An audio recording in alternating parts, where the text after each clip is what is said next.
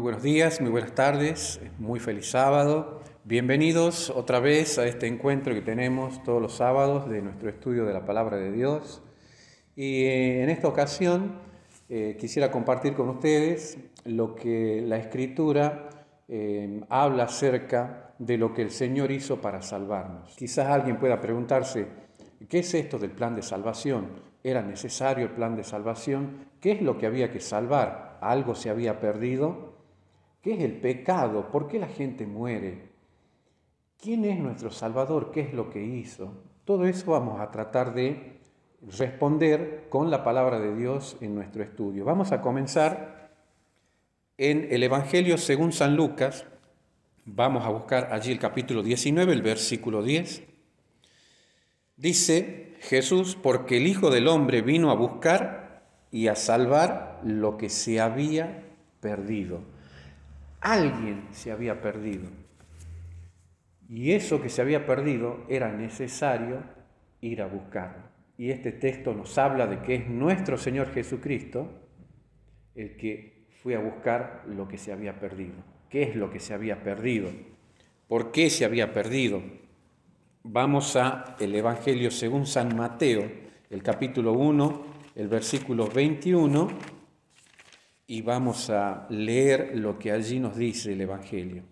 Hablando de nuestro Señor Jesús y de su nacimiento, dice, y dará a luz un hijo y llamará su nombre Jesús, porque él salvará a su pueblo de sus pecados. Esto es lo que hace Jesús, nos viene a salvar de nuestros pecados. Y uno podría preguntarse, bueno, pero ¿qué es el pecado? ¿Hay alguna definición bíblica de lo que es el pecado? Sí, nosotros podemos encontrar una definición, ¿sí?, de lo que es el pecado allí en el Evangelio según San Juan, en el capítulo 16 del Evangelio según San Juan, los versículos 7 al 9, hablando del Espíritu Santo. Jesús dice que cuando el Espíritu venga, Él convencerá al mundo. Estoy leyendo el versículo 8 del capítulo 16 del Evangelio según San Juan. Dice que el Espíritu Santo cuando venga convencerá al mundo de pecado, de justicia y de juicio. De pecado por cuanto no creen en mí. No creer en Jesús, no creer en su palabra, la Escritura lo llama pecado. Pecado es no creer en Él. Y es el mismo Juan el que también habrá de relatarnos en su epístola, en la primera epístola de Juan, el capítulo 3, versículo 4, dice, todo aquel que comete pecado infringe también la ley, porque el pecado es infracción de la ley. Vale decir que acá, en estas aparentes contradicciones que no lo hay, o definiciones opuestas, en realidad se ensamblan. Porque es el mismo Juan el que me está diciendo, por un lado, que pecado es la falta de fe en nuestro Dios. Y por el otro lado me dice que quebrantar esa ley es pecado. Y es sencillo. Esto nosotros lo vemos, por ejemplo, reflejado en el capítulo 3 de Génesis. Allí en Génesis vemos cómo la humanidad, ¿no es cierto?, nuestros primeros padres, Adán y Eva, pecaron. ¿Qué es lo que sucedió allí? Si nosotros vamos a Génesis, buscamos Génesis el capítulo 2 y leemos en los versículos 16 y 17, Cristo manda que de todo árbol en el huerto la pareja, Adán y Eva, podían comer, excepto el árbol de la ciencia del bien y del mal, porque el día que de él coman, les dijo Dios, ciertamente van a morir. Eso es en el capítulo 2. En el capítulo 3 vemos la caída. Vemos a Eva acercándose al árbol, conversando con la serpiente, con Lucifer, que él toma a la serpiente y habla con Eva, y le sugiere que coma del fruto del que Dios había dicho que no coman, y le dice, no vas a morir. Prueba del fruto, no vas a morir. Entonces ella, en el versículo, o desde el versículo 4 del capítulo 3 de Génesis, hasta el versículo 6, ahí vemos cómo ella toma del fruto porque hace caso de lo que la serpiente le dice: come del fruto, no vas a morir. Y ella dice que vio el fruto del árbol de la ciencia del bien y del mal, codiciable, para alcanzar la sabiduría y ser como Dios. ¿A quién decidió creerle o ejercer fe Eva?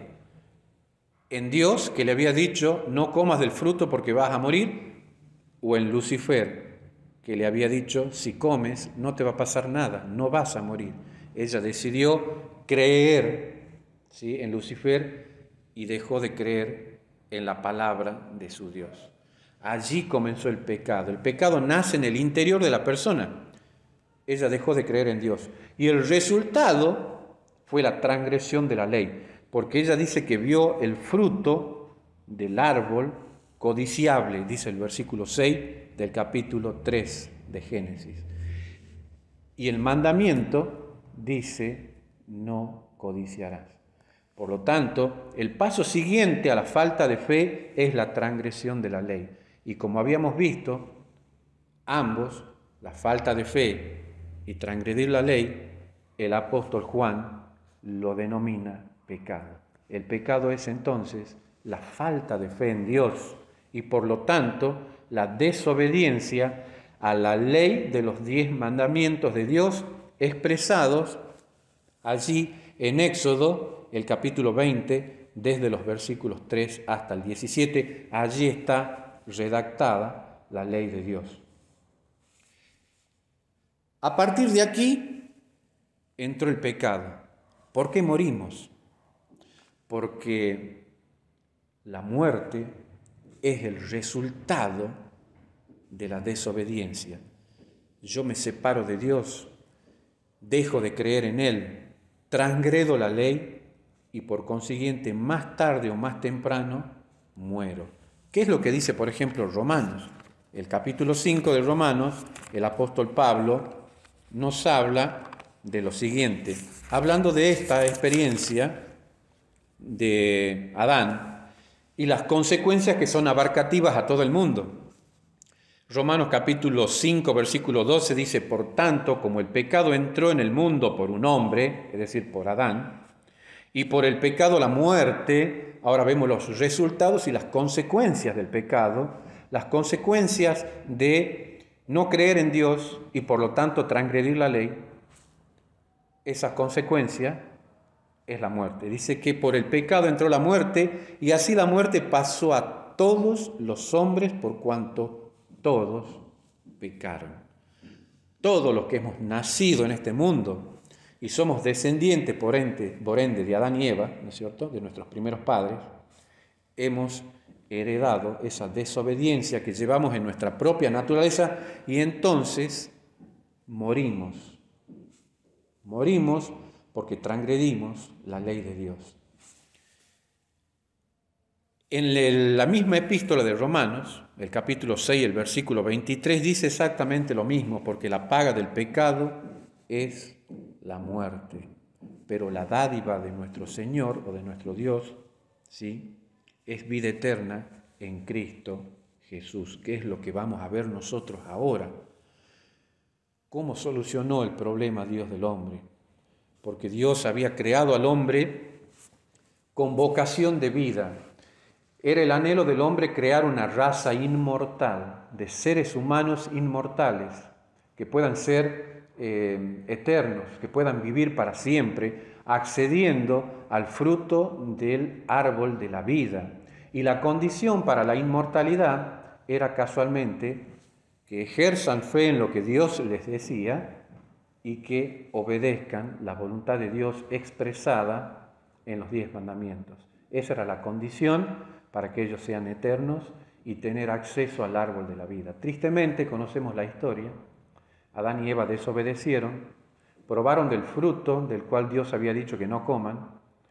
Como consecuencia ellos murieron y todos los que descendemos de Adán también morimos.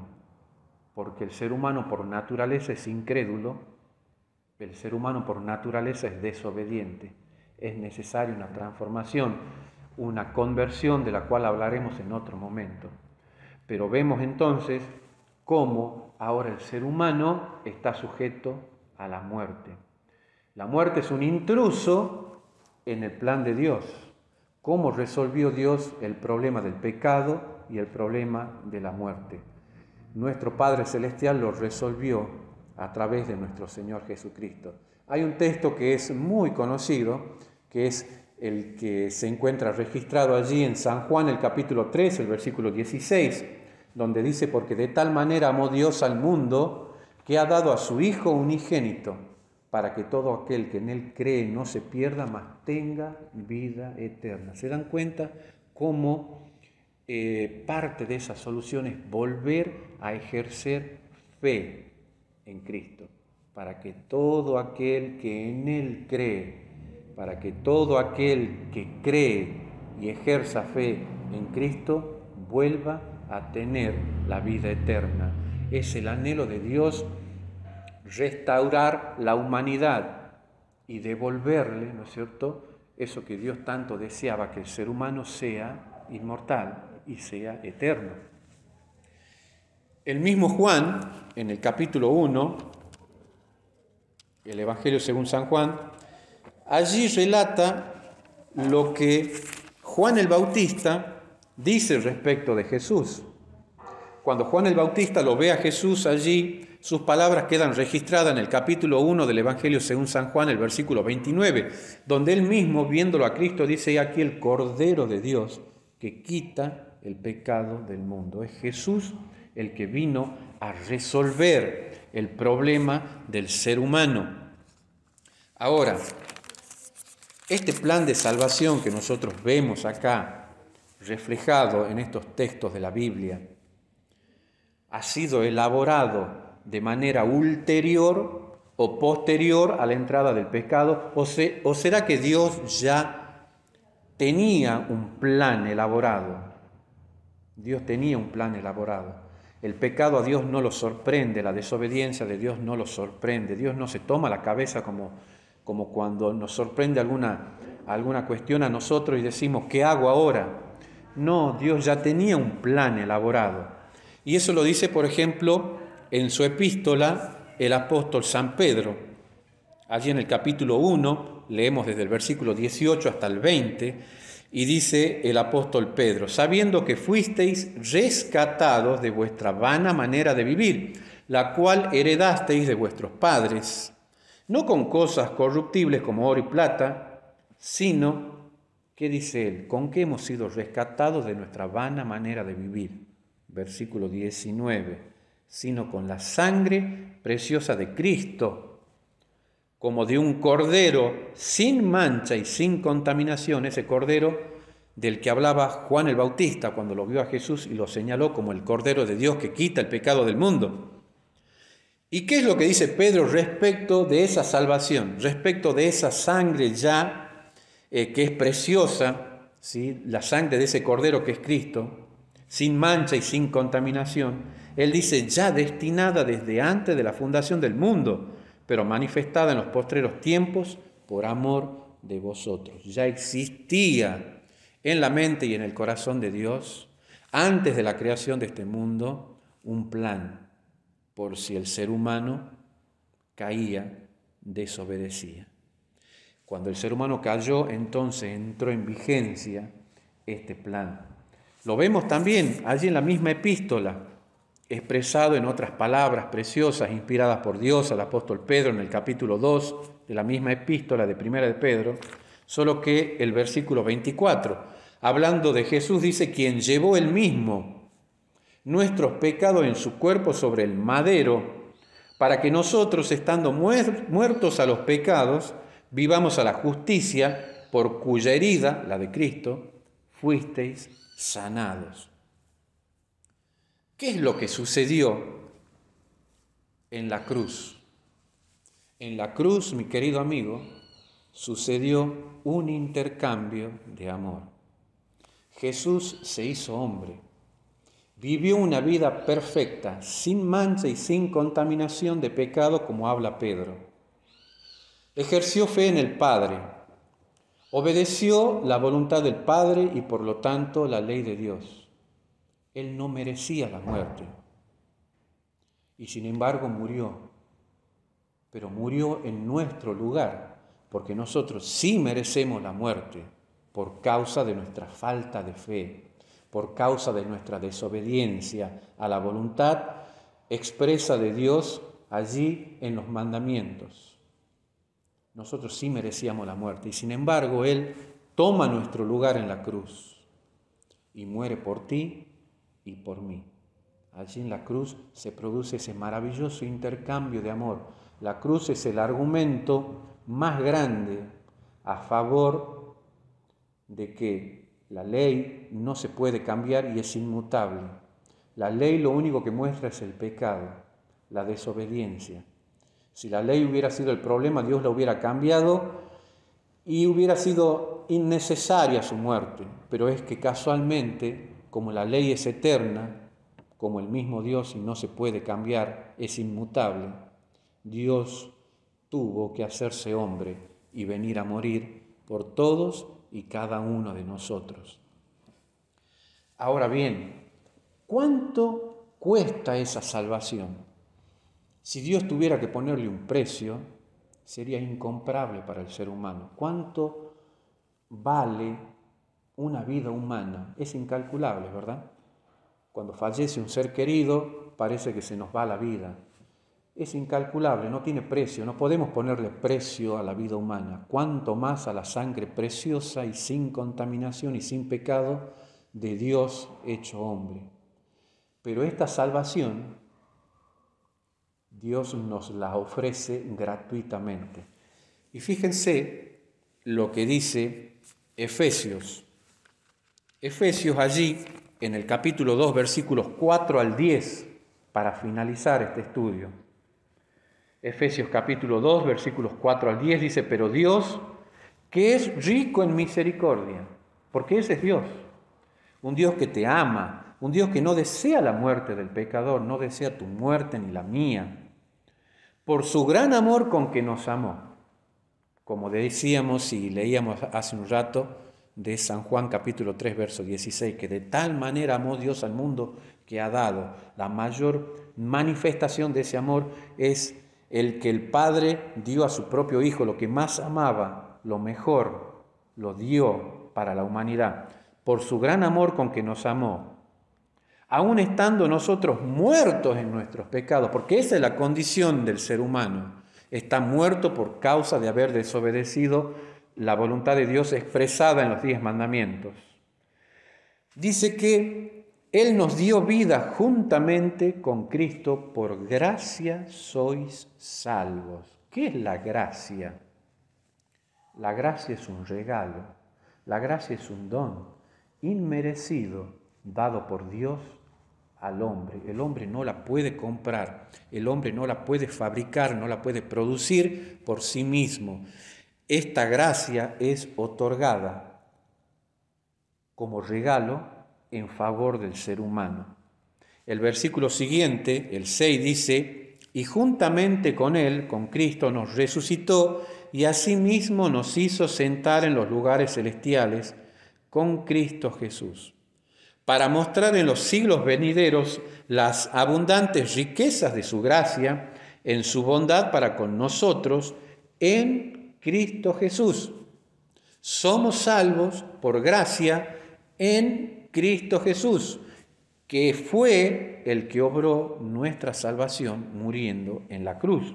Y aquí está el versículo clave, que es el versículo 8 de Efesios capítulo 2. Dice, porque por gracia sois salvos por medio de la fe, y esto no de vosotros, pues es un don de Dios. Un don es un regalo. Y yo le puedo preguntar al texto, ¿qué cosa es un regalo? La gracia, la salvación, la fe, las 3 cosas son un regalo. La gracia, la salvación y la fe son regalos. El hombre no puede salvarse a sí mismo, no puede ejercer fe por sí mismo, si no obra el Espíritu Santo. ¿Se acuerdan cuando en un estudio anterior hablamos respecto de los frutos del Espíritu o el fruto del Espíritu? Que es amor, gozo, paz, fe. Es el Espíritu de Dios el que produce y trae, ¿no es cierto?, todos los dones, todos los frutos que son necesarios para nuestra vida. Entonces, el versículo que sigue, como es por gracia la salvación mediante la fe en Cristo, dice no por obra, casualmente, no es por algo que yo tenga que hacer para merecer la salvación, no por obras para que nadie se gloríe, porque somos hechura suya, creados en Cristo Jesús para buenas obras, las cuales Dios preparó de antemano para que anduviéramos en ella, ¿sí? Las obras, la obediencia a la ley y a la voluntad de Dios es el resultado de ejercer fe en Cristo. Esas obras de justicia son el resultado de haber sido salvos primero. No es que yo obro y entonces ahora el Señor está obligado a salvarme. No funciona así la salvación. La salvación es por gracia, es gratis y es mediante la fe. Es lo único que el ser humano puede hacer es aceptar el regalo, porque si todo esto son dones, y un don es un regalo, lo único que puedo hacer yo es aceptarlo o rechazar ese regalo. Ese es un ofrecimiento gratuito que el Señor me hace. Ahora, ¿en algún momento te has puesto a pensar o te ha sucedido que con mucho amor has comprado un regalo para dárselo a un ser querido y cuando tú se lo ofreces, esa persona te lo rechaza? ¿Cómo te has sentido? ¿Verdad que uno se siente mal? Porque uno se siente despreciado, porque está haciendo un obsequio que sale y nace del corazón, porque es dado con amor. Bueno, así se siente Dios, cuando yo rechazo el regalo de la salvación. Y tampoco la otra persona que recibe el regalo mete la mano en el bolsillo y le dice cuánto te ha salido el regalo para pagarlo, ¿verdad? Uno lo recibe y lo acepta sencillamente, así de fácil. Esa salvación es un regalo. Nosotros tenemos la libertad de aceptar ese regalo o no. Jesús lo dio todo en la cruz por ti y por mí. Sacrificó su vida en lugar de sacrificar la tuya, para que tú y yo podamos ser salvos y poder acceder otra vez a esa vida eterna tan añorada y soñada por nuestro Dios. ¿Qué harás? ¿Habrás de rechazar ese regalo de salvación que Dios te da o habrás de recibirlo? Que Dios te bendiga, que puedas meditar en estas palabras que el Señor te dirige en esta tarde ya, para que puedas tomar la mejor decisión. Que Dios te bendiga y hasta nuestro próximo estudio.